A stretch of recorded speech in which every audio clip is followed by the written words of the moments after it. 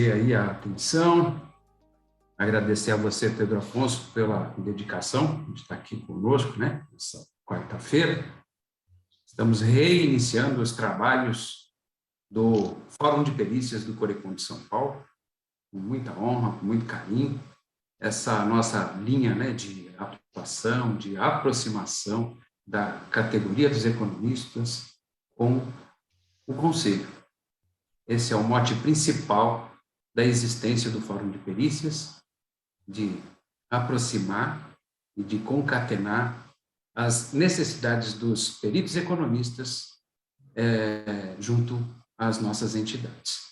E hoje nós temos aqui a grata satisfação da presença do presidente do sindicato, do presidente do Conselho Regional de Economia de São Paulo, do Corecon de São Paulo, Pedro Afonso, né, que foi presidente do Sindicato dos Economistas até esse ano, né, tendo declinado daquela competência para poder assumir mais esse enorme encargo que muito nos prestigia, que prestigia a todos da nossa categoria.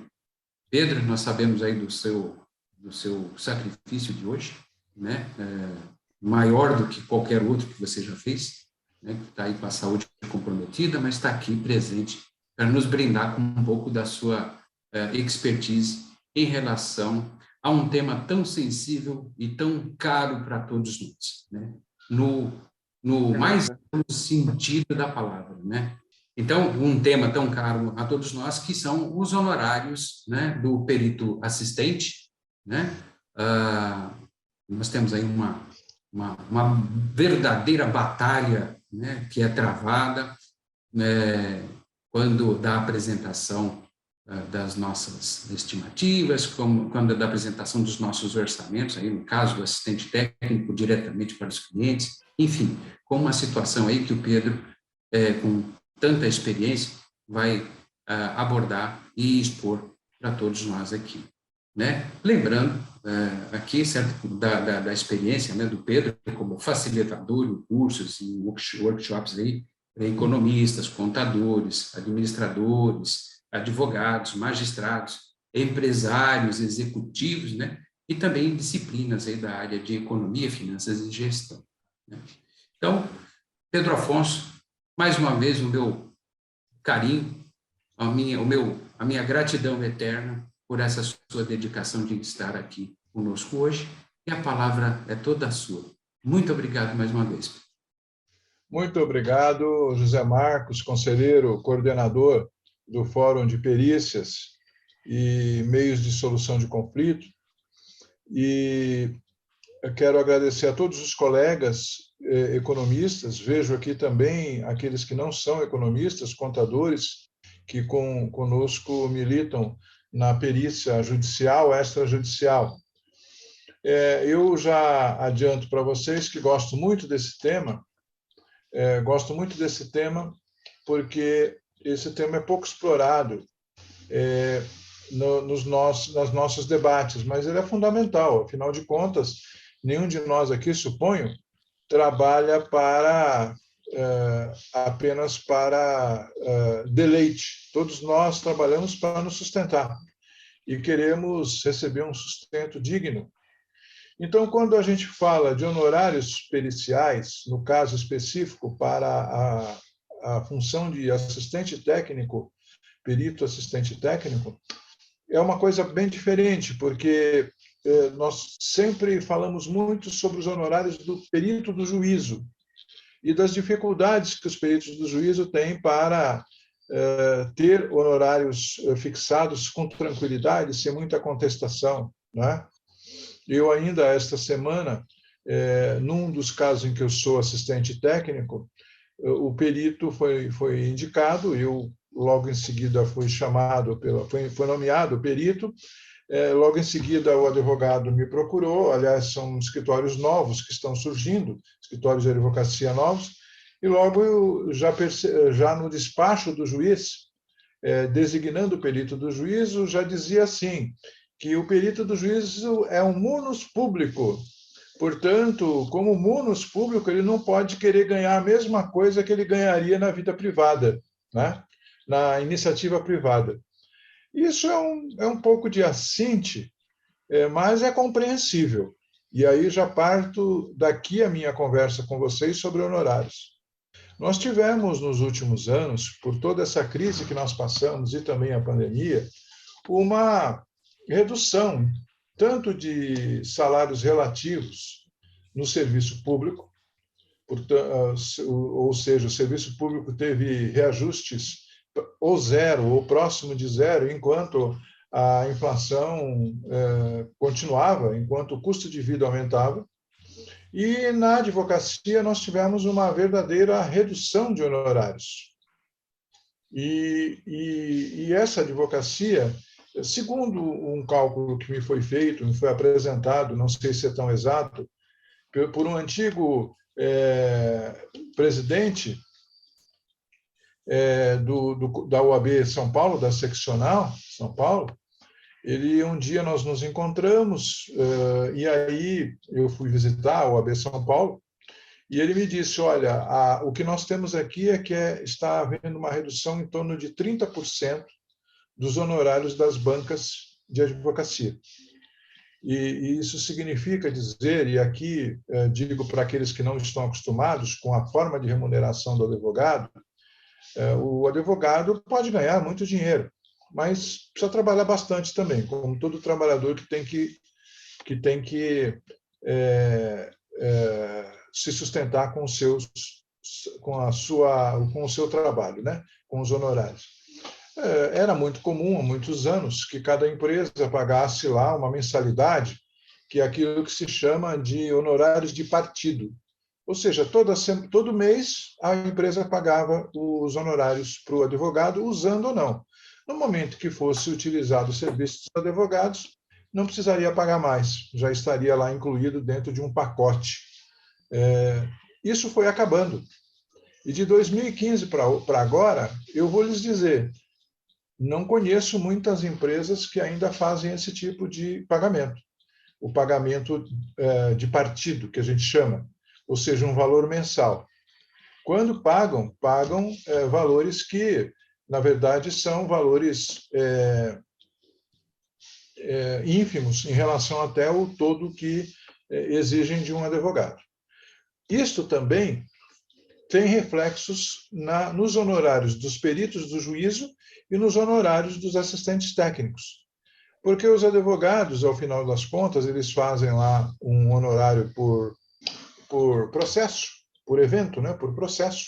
Não é nem mais por hora, é por processo. E dizem que vão ganhar, que querem cobrar do cliente e tal, o cliente paga ou rateia um pouco, diminui o valor, etc. E depois chegamos nós lá, assistentes, e vamos querer cobrar um valor significativamente razoável que talvez seja até maior do que o advogado vai ganhar. Então, isso também é complicado nessa situação. Quando falta pão, não é isso o ditado? Onde falta pão, todos brigam e ninguém tem razão.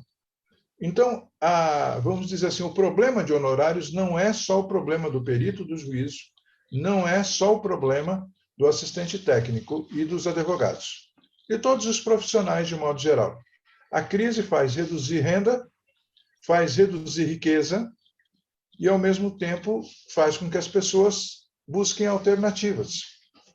No caso específico dos advogados, quando eu comecei, lá no Antigo Testamento, 1997, portanto, há 25 anos, completando agora, no dia 2 de maio, os 25 anos da minha empresa de perícia, o número da UAB estava em 175, mais ou menos, 175 mil. Hoje está em 450 mil. Não tantos morreram. Portanto, nós tivemos em torno de 250 mil acréscimos de advogados no estado de São Paulo. E não tem tantas atividades dos advogados. Então, o que ocorre, e esse é um dos primeiros chamados que eu faço para vocês, começa a haver leilão de honorários, que pode ocorrer com assistente técnico e pode ocorrer com perito do juízo, não digo, mas como assistente técnico é muito comum. Eu tenho aqui na sala pessoas que eu não vou falar eu vou falar o que aconteceu, eu vou falar até quem está envolvido, a pessoa vai me ajudar a não mentir sozinho.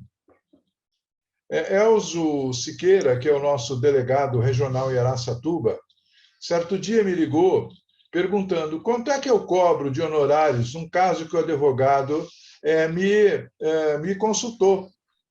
Aí eu falei para o Elzo, e o Elzo vai me dizer se eu estou mentindo. Falei, Elzo, esse caso é assim, assim, assado? É desse jeito que ele está te perguntando? Aí ele falou, como é que você adivinhou? Eu falei, porque 2 outros colegas já tinham me ligado para falar sobre o mesmo caso. E o que esse advogado estava querendo? Fazer um leilão. Ele queria pegar o honorário mais baixo para isso. É mentira esse fato aí, Elcio? Não, Pedro, é verdade. Então, essa situação, você lembra, né? Então, isso ocorre. E a gente, não que a gente esteja sempre por cima da carne seca, né? Mas nós precisamos ter estratégias para evitar esse tipo de coisa. Porque já tentaram fazer leilão de honorários comigo. Esta semana, um advogado tentou fazer leilão de honorários comigo, saber quanto é que eu cobrava. Aí eu pedi a documentação, ele não quis mandar, eu não fiz honorários, né? Eu não fiz a proposta de honorários. Mas existe essa situação. Então, a gente tem que tentar escapar. A gente precisa sobreviver? Sim. Precisa trabalhar? Sim. Mas a gente não pode também jogar o nosso trabalho no lixo, a nossa formação no lixo. Então, eu queria, antes de avançar muito, comentar com vocês, primeiro, quais são esses trabalhos do assistente técnico que eu estou me referindo. O nome tradicional de perito assistente técnico, ele veio agregado à figura do perito judicial. O perito judicial já existia desde o início do século XX, quando foi criada a Escola de Comércio Álvares Penteado, em São Paulo, e a Escola de Comércio do Rio de Janeiro. Existia um curso que hoje nós chamaríamos de 2º grau, colegial, né, técnico, que formava profissionais de 2 naturezas. Um era o chamado guarda-livros e o outro era o perito contador.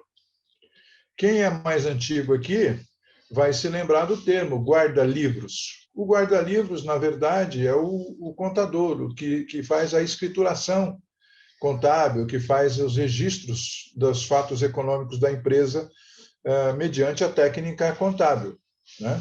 E o perito contador era uma outra especialização de quem saía do curso colegial, o que nós chamaríamos de colegial, 2º grau, né, técnico. E esse perito trabalhava muitas vezes em processos judiciais, especialmente de falências, de dissolução de sociedades, né? Era assim que ele trabalhava. Mas trabalhava mais ou menos, não havia tantos processos, não havia tantos profissionais, até que o Código de Processo Civil de 1939 instituiu, então, a figura do perito do juízo, o perito sem designação, não falou de contador, falou nada. Perito, que poderia o juiz ser assessorado por perito. Junto com isso, veio a possibilidade das partes indicarem um perito da sua confiança, ou seja, um assistente técnico, um perito assistente técnico, que acompanharia o trabalho do perito na fase que nós chamamos no processo de prova pericial. Depois, começou a se desenvolver um pouco mais, isso não faz tantos anos, talvez uns 40 anos, por aí, começou a se desenvolver uma outra etapa do processo em que o perito assistente técnico é muito importante. E qual é ela? É justamente iniciar a prova, ou seja, fazer o parecer inicial, eventualmente por uma empresa, por um autor, né, um requerente que queira acionar um requerido, por exemplo, uma empresa pedir o pagamento de algum débito de outra empresa, Então, o assistente técnico da empresa requerente, da credora, pode fazer um parecer indicando qual é o valor efetivamente devido. Mas aquele que está sendo cobrado, a empresa que está sendo cobrada, também pode contestar esse valor e pedir, então, que o seu assistente técnico faça Só confio o som somatório. Karina, só abaixa o som, por favor. Karina. Então, nós temos a seguinte situação. Há uma possibilidade do assistente técnico ingressar naquilo que nós chamamos de parecer inicial, seja entrando em favor do autor da ação, quanto do réu. Eu, por exemplo, tenho um prazo ainda hoje, mas não vou cumprir hoje, vou cumprir amanhã cedo, né? De um caso de uma cobrança de comissões de representação comercial de um grande grupo empresarial. E ainda amanhã também tem outro prazo, eu vou tentar cumprir até o começo da tarde, de uma cobrança relativa a um valor bancário, em que a empresa está sendo exigida dela um pagamento, e eu já percebi que o valor é absurdamente alto, então vou fazer o parecer indicando que o débito não é aquele, que o débito é outro. Então, eu estou reagindo, nesses dois casos, reagindo a uma cobrança feita por autores que estão contra os clientes que me contratam. Depois, nós também temos uma outra situação, que é, depois de seguido todo o processo, temos o cumprimento de sentença, que é o quê? Transformar aquela sentença que foi dada pelo juiz, ou pelos desembargadores, ou pelos ministros do STJ, dependendo de até que grau de jurisdição esse processo vai, transformar em números. Quem deve, a quem e quanto deve, né? Então, nós transformamos uma sentença em números, e o valor atualizado é X, Y, Z, né? Então, esses três serviços, na verdade, esse terceiro do cumprimento, ele só ocorre a participação do assistente técnico se houver uma contestação daquela parte, daquele que ele representa, para quem ele trabalha, dizendo que a conta apresentada pelo credor está incorreta. Então, se o credor apresenta de uma forma X e o devedor diz não é esse valor, o devedor tem que mostrar que não é. Eu acabei agora um processo contra o Banco Original, em que o Banco Original simplesmente estava cobrando, num cumprimento de sentença, 52 milhões. 52 milhões. Deixa eu ver que eu estou com o número aqui. No final, gente, deixa eu ver que eu estou com o número. No final, eu fiz muitos cálculos mostrando que o banco não estava cumprindo a sentença e, ao final, foi feito um acordo por 7.978.000. Portanto, 50 milhões praticamente, 40 e poucos milhões de diferença. Só foi possível esse acordo porque eu bati firme no cálculo e disse que o cálculo estava em desconformidade com a sentença. Então, esse é o meu trabalho, assim como o trabalho de todos os assistentes técnicos. Se é para fazer o parecer inicial, se é para entrar na prova pericial, acompanhar o trabalho do perito, ou se é para contestar eventuais cálculos no cumprimento de sentença. Mas não é só isso. Dependendo da sua especialização, da sua experiência, do seu conhecimento, você pode fazer o que eu faço há alguns anos já. Antes de entrar com uma ação, os advogados me contratam, as partes me contratam para ver se as provas que existem são suficientes para aquela demanda. Já aconteceu de as provas não serem suficientes. Então, o que eu tenho que fazer? Eu tenho que mostrar a eles quais são as provas que têm que ser obtidas antes de começar a ação, para que a ação não seja perdida lá na frente. Eu faço isso, cobro pelo trabalho de organizar as provas. Eu faço contas? Bem, às vezes faço, nesses casos, mas muitas vezes não faço. Simplesmente dou o roteiro daquilo que vai ocorrer na perícia depois. Sou assistente técnico do advogado. O advogado não saberia, não conhece todas as provas possíveis. Podemos também fazer uma prévia só, que não é um parecer completo, para a eventual negociação da empresa que nos contrata, da pessoa que nos contrata. Há pouco tempo fiz isso para uma pessoa física. Ele já tinha tido uma sentença desfavorável a ele, mas ele quis continuar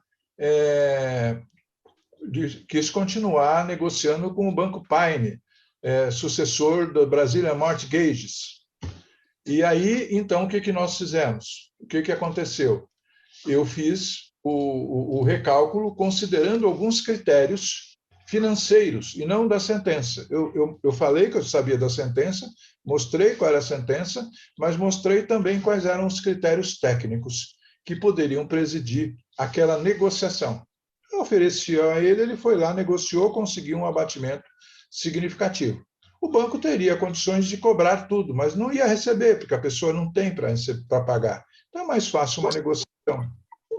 E depois, existem outras provas, etc., etc. Então, fico aqui com estas observações sobre o trabalho.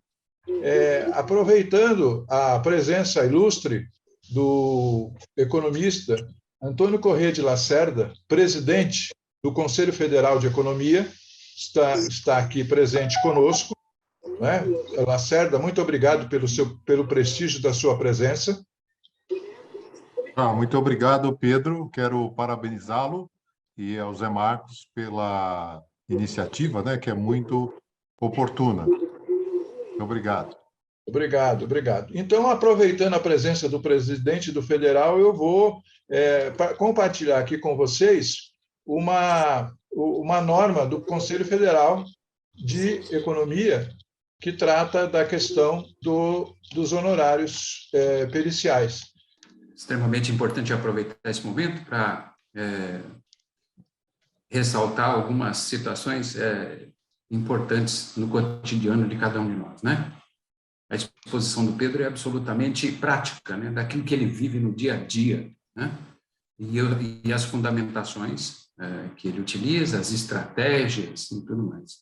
E nós temos aquelas situações bem típicas, né? De sermos aí convidados a trabalhar em processos onde ou a parte ou o advogado apresenta para a gente aquela proposta de que eu tenho este caso aqui e na sequência dele eu tenho mais outros tantos, né?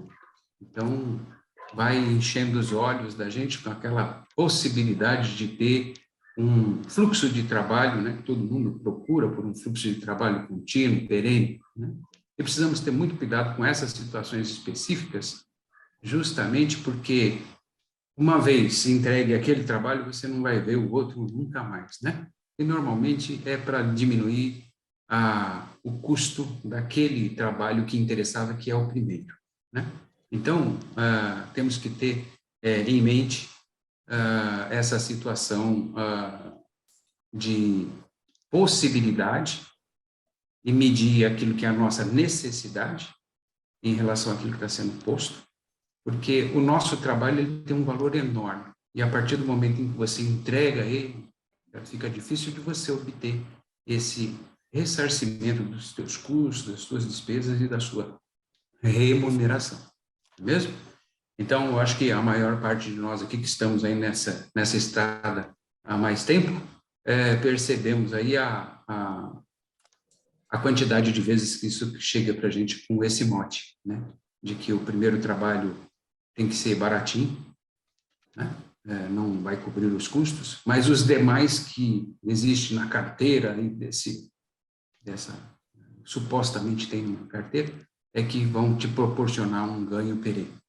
Então, precisamos ter cuidado com isso também. Eu vou falar para vocês a respeito de algumas ferramentas muito importantes que eu entendo já estarem disponíveis e que nós podemos pesquisar para o estabelecimento desse tema de honorários. É muito importante que cada um de nós, profissionais, que trabalhamos com essas situações específicas, né, de valoração do nosso trabalho, saibamos como calcular o valor da nossa hora técnica particular. Evidentemente que nós temos aí divulgado pelo Conselho Federal de Economia o VHTE, o valor da hora técnica do economista, que é calculado com base num parâmetro específico e fixo, ou geral, né? Mas nós sabemos que cada um de nós temos a nossa situação particular e específica, especialmente em relação, primeiro, à regionalização dos custos, né? É muito diferente, né, um profissional que está sediado na capital de São Paulo, num bairro mais específico aqui voltado, né, para serviços, ter o mesmo custo que um outro profissional que está sediado no interior de São Paulo ou até mesmo no interior do Brasil, em outras capitais e tudo mais. Então, sabermos como calcular o valor da nossa hora técnica profissional específica é muito, muito importante em relação a conhecermos a nossa capacidade de concorrência, né? De concorrermos com o mercado. Existe um determinado valor que é estabelecido pelo mercado, pelas forças de mercado. E existem outros parâmetros que nós temos que levar em consideração para sabermos se estamos situados, primeiro, dentro do mercado, ou se nós temos alguma margem de negociação que nós poderemos trabalhar. E onde é que nós podemos buscar isso?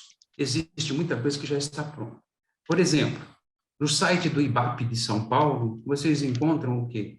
As referências técnicas do valor da hora técnica, né, que eles calculam para os profissionais de engenharia.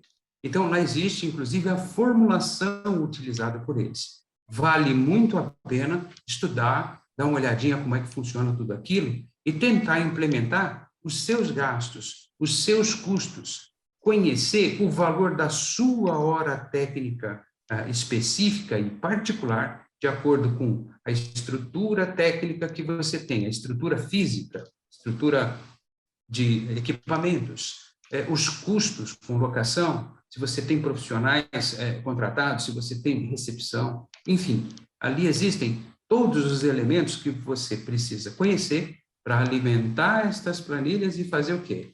O cálculo da sua hora técnica específica. Então, só fechando aqui essa pequena abordagem que eu fiz com vocês, não deixem de consultar o site do IBAP São Paulo, né? Verificarem aí, lá existem esses elementos importantes que é possível cada um de nós trabalharmos para conhecer os limites e a nossa hora técnica profissional particular e específica, e inclusive regionalizando tudo isso.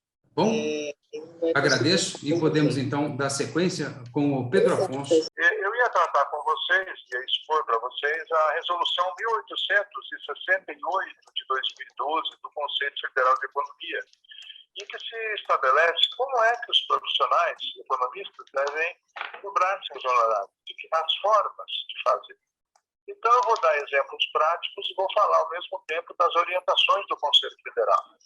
A primeira orientação, que está no artigo 3º dessa resolução, vocês conseguem a resolução entrando no site do COFECON, no site do COFECON em legislação aplicada, buscar resoluções de 2012, encontrarão a 1868.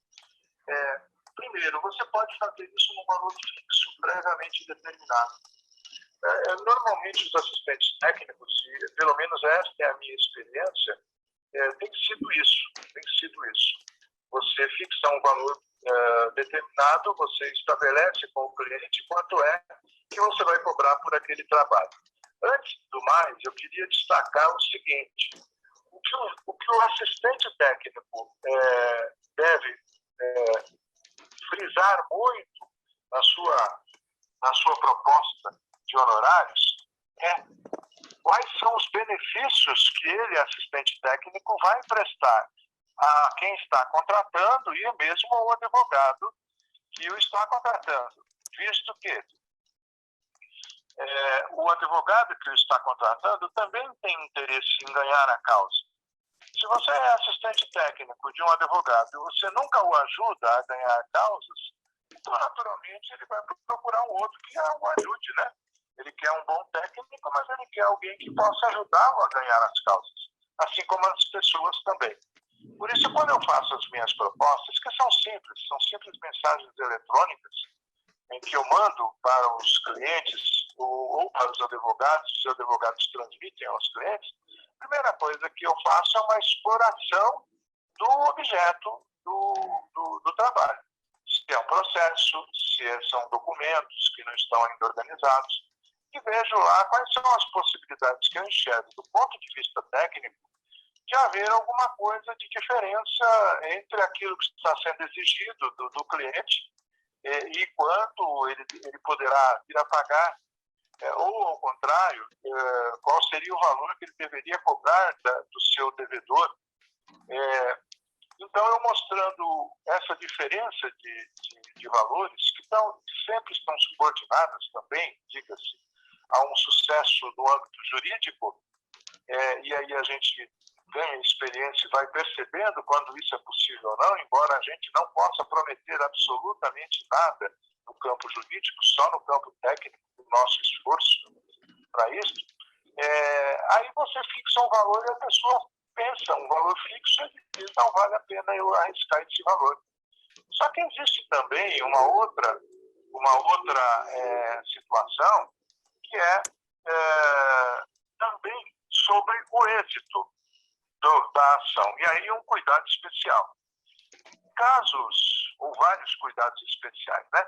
O primeiro cuidado que eu diria é o seguinte, esse fato da gente ganhar mais, ou ganhar percentualmente, mas ganhar mais valor.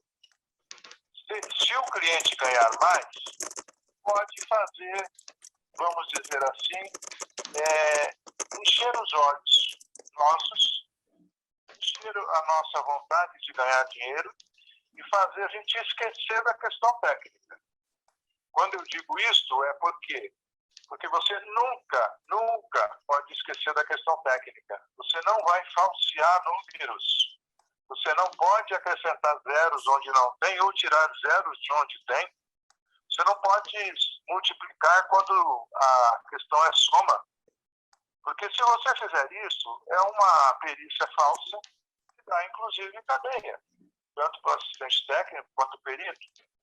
E você perde a sua credibilidade perante os órgãos que não só fiscalizam a sua profissão, mas também aqueles que são responsáveis pela sua contratação, né? Então, o cliente normalmente, embora às vezes não goste, ele quer saber qual o valor verdadeiro que ele tem a receber, o que ele tem a pagar. Então, quando eu faço uma proposta de valor fixo mais percentual sobre o ganho, eu estou arriscando, assim como o outro cliente, o meu cliente também está arriscando, mas ele gosta disso. Ele gosta que eu tenha uma percentual sobre o ganho, porque o raciocínio do cliente é assim. Se o assistente técnico vai ganhar um percentual, ele vai se esforçar para que eu tenha o melhor resultado. Né? E, de fato, é assim. Mas como é que eu fixo, então? A cobra só um percentual sobre o ganho? Nunca eu cobro só um percentual sobre o ganho. Nunca. Eu estimo mais ou menos qual é o meu custo mínimo para fazer o trabalho e acrescento um percentual.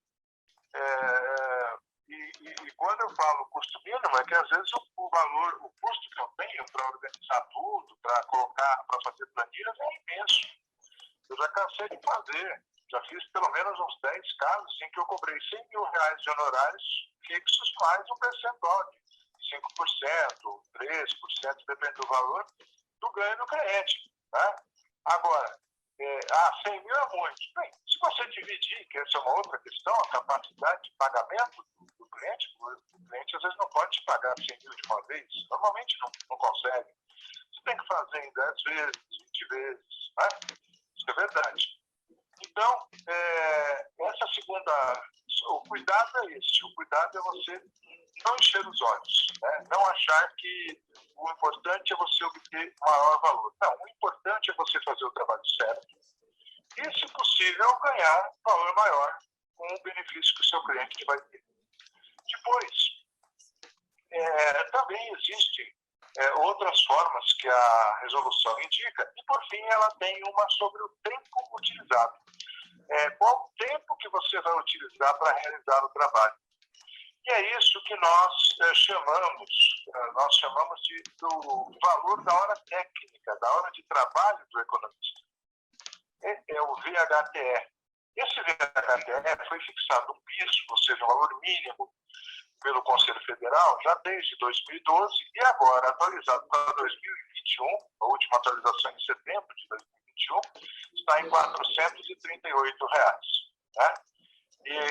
Por hora. Agora, esse valor por hora é só quando realmente você vai depender do tempo empregado, porque pode não ser isso. Pode ser que você já tenha determinados tipos de trabalho padrão. Por exemplo, quando alguém me pergunta quanto você cobra para fazer um parecer sobre financiamento imobiliário, eu já tenho um padrão para cobrar. Quando me pedem para fazer um trabalho desenvolvendo planilhas e revendo cheque especial, conta garantida, eu já tenho um padrão. Agora, o que ocorre? Quando eu não tenho muito padrão, aí eu preciso medir quantas horas eu vou trabalhar. E aqui, de novo, um outro alerta. O alerta que é o seguinte: ninguém trabalha o tempo que fica no escritório.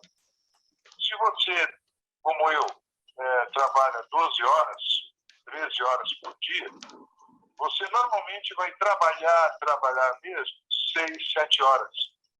Porque o restante você vai atender telefonema, fazer orçamento, fazer as outras atividades relacionadas ao seu trabalho, mas trabalhar mesmo, no caso, você vai trabalhar 6, 7 horas. Então é preciso a gente pensar primeiro quanto tempo nós vamos disponibilizar para esse caso. E aí a gente faz a conta com base nisso, né?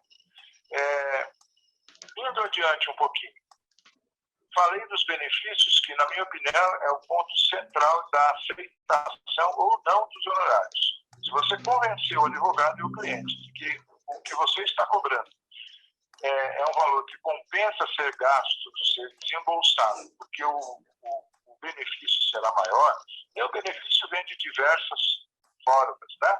De diversas formas.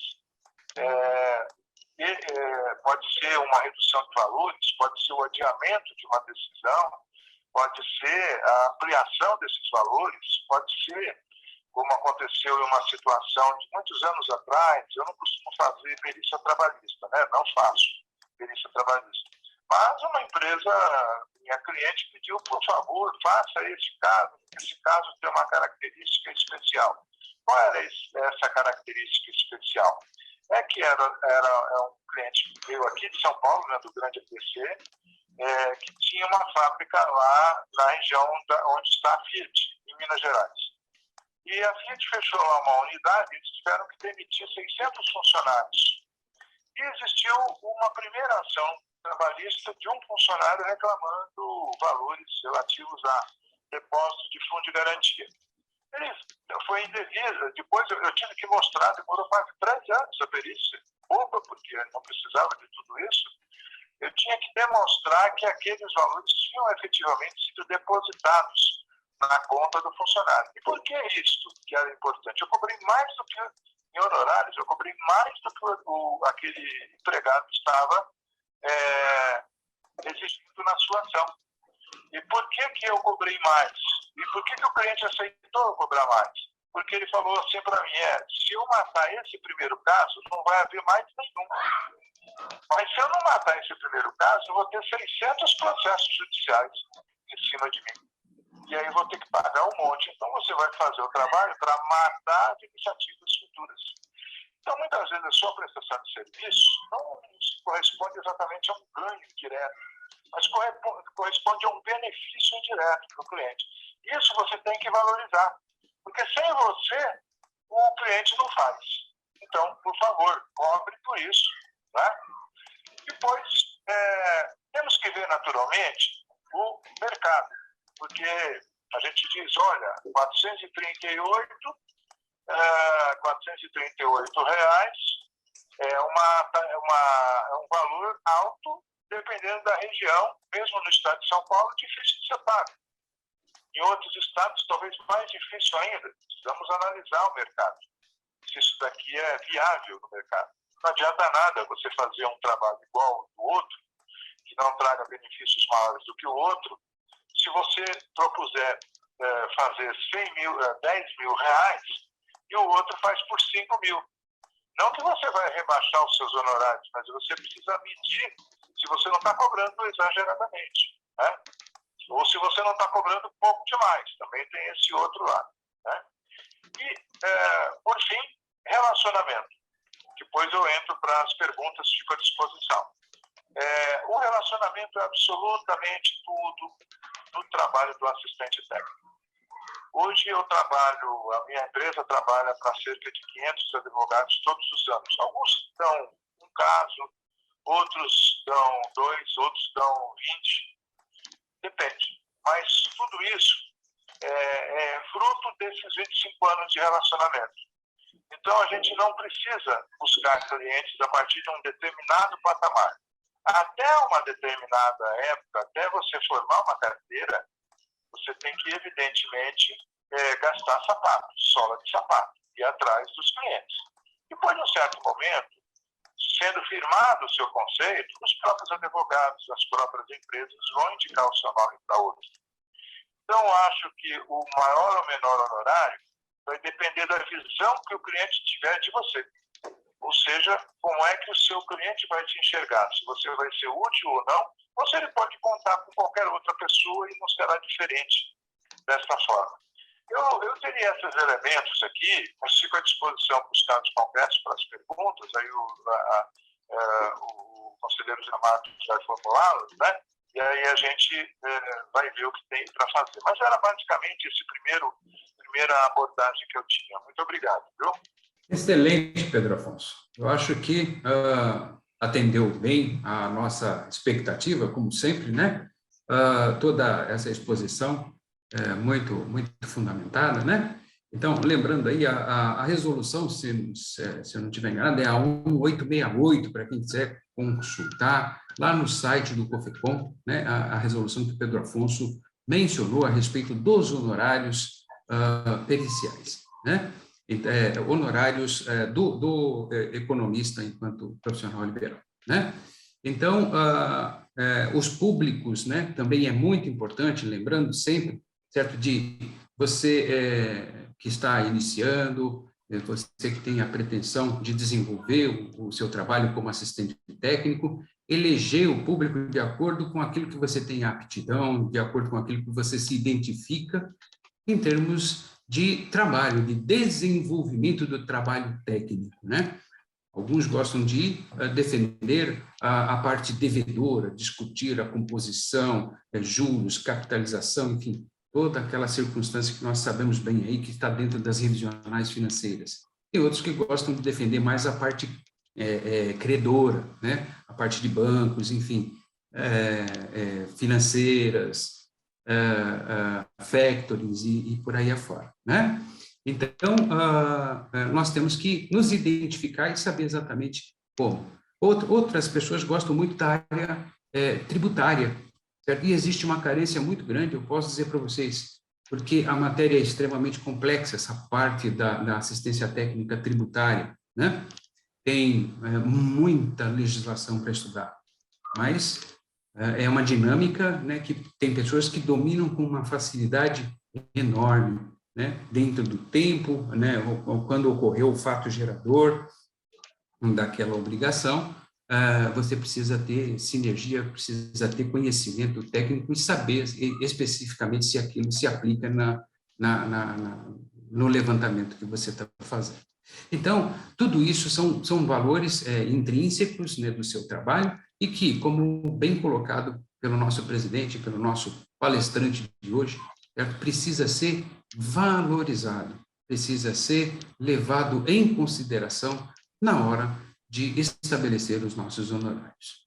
Eu quero agradecer muito aí a presença de todos vocês, agradecer ao Pedro Afonso mais uma vez pelo sacrifício que ele está fazendo, sacrifício pessoal, né? E deu aqui uma aula para todos nós.